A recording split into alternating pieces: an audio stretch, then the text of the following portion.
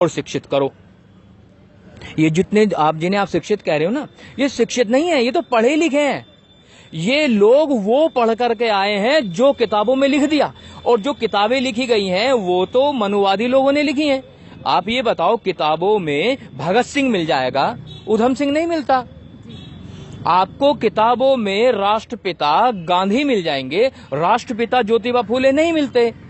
आपको जब आप पढ़ोगी तो उसमें आपको रानी लक्ष्मीबाई मिल जाएगी, लेकिन झलकारी बाई मिलेगी नहीं। तो इसका मतलब क्या हुआ, जो हमारे समाज के महापुरुषों की विचारधारा थी वो पुस्तकों में उपस्थित नहीं है। और वो जो पुस्तकें हैं, जो पुस्तकें लिखी गई हैं, वो मनुवादी लोगों के द्वारा लिखी गई हैं। तो ऐसे में जो हमारे लोग हैं वो शिक्षित नहीं है, वो पढ़े लिखे हैं। पढ़े लिखे कुछ इस कदर हैं, इतने पागल हैं।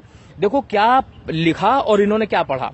पढ़े लिखों की बात बताता हूं, जो मूर्ख पागल पाखंडी। किताबों में लिखा कि एक राजा थे, उनका नाम था राजा जनक। राजा जनक के यहाँ कोई भी संतान नहीं थी, तो राजा जनक को ऋषियों ने कहा कि अगर राजा रानी मिलके दोनों हल चलाएंगे तो इन्हें संतान की उत्पत्ति हो जाएगी। तो इन पढ़े लिखे से पूछो कि हल चलाने से संतान उत्पत्ति होती है कभी?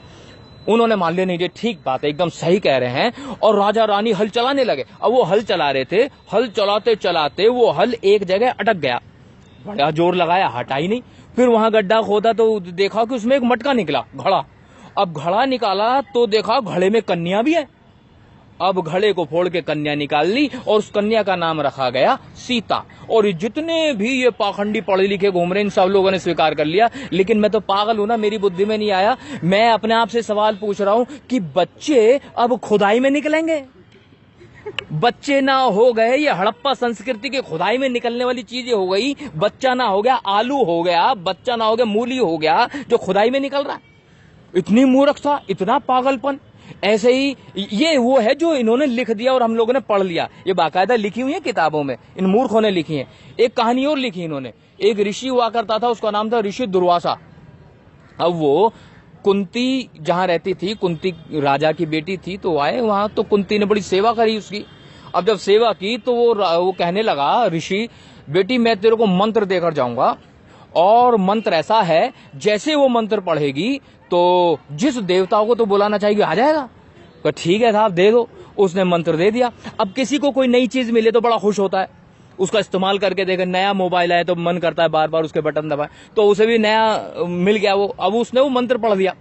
मंत्र क्या पढ़ गया, वो तो ऐसे स्मार्टफोन हो गया कि विजेट खुल गए। बताओ कौन से देवता को बुलाना है? इंद्र को बुलाना है, वायु देवता को बुलाना है, वरुण को बुलाना है। अब उसने गलती से सूर्य देवता को बुला लिया। अब सूर्य देवता वहां प्रकट हो गए। सूर्य देवता आकर कह रहे, मतलब सूर्य, ये जो सूर्य दिख रहा है, सूर्य वहां पर आगे कह रहे हैं बता बेटा क्या चाहिए। जी भाऊजी मैं तो वैसे ही बुला रही थी, मैंने तो वैसे ही मंत्र पढ़ना, वैसे कुछ नहीं। अब तो मैं आ गया, मैं तुम्हें कुछ दे के जाऊंगा। कहूँ देखो साहब, दे के क्या जाओगे, मुझे तो माफी कर दो, गलती हो गई मुझसे। कि नहीं मैं तुझे पुत्र दे करके जाऊंगा। ओ भैया, ओ भाऊजी मेरी तो शादी भी नहीं हुई, तो मुझे पुत्र तो क्या कैसे? अरे इंतजाम सब हो जाएगा।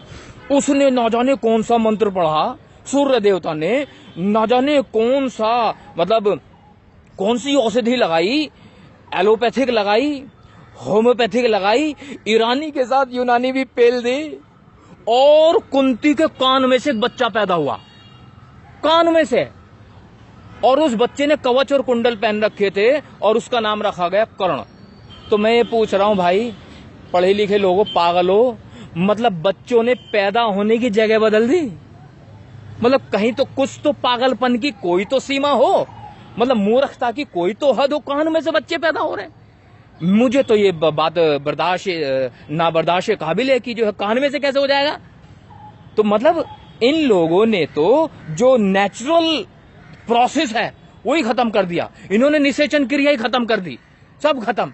तो मैं ये कहना चाह रहा हूं, जो पढ़े लिखे लोग हैं, जो समझदार लोग हैं, इन्हें कम से कम विज्ञान पे भरोसा होना चाहिए। इन्हें भरोसा होना चाहिए अपनी मस्तिष्क पर, क्योंकि बुद्ध ने कहा है किसी बात को इसलिए मत मानो कि वो किताबों में लिखी है, किसी बात को इसलिए भी मत मानो कि जो है बड़े बुजुर्ग कह रहे हैं, किसी बात को इसलिए मत मानो कि आसपास की दुनिया कह रही है, किसी बात को इसलिए मानो कि आपकी बुद्धि की कसौटी पर सही उतरती तो मान लो, और अगर बुद्धि की कसौटी पर सही नहीं उतरती तो मानना बिल्कुल मूर्खता है। तो इसे जो आपने कहा ना जैसे पढ़े लिखे लोग ज्यादा मान रहे हैं, हाँ मान रहे हैं, क्योंकि उन्होंने वो पढ़ा है जो दूसरे मनुवादियों ने लिखा है।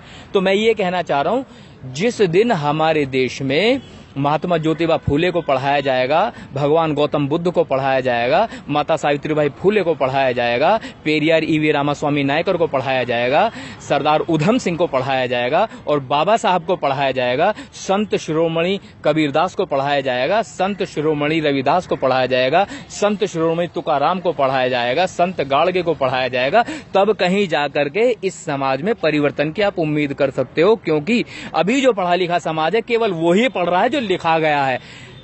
अभी तो हमारे समाज में लिखने वाले ही पैदा नहीं हुए। मैं तो निवेदन करूंगा आपके चैनल के माध्यम से, जितने भी अपने आप को विद्वान समझते हो कि लिखना शुरू करो, इतिहास बदलो। इस देश का जो सच्चा इतिहास है वो सबके सामने आना चाहिए, ताकि हमारे समाज के लोगों को हमारे महापुरुषों की विचारधारा के बारे में पता लग सके।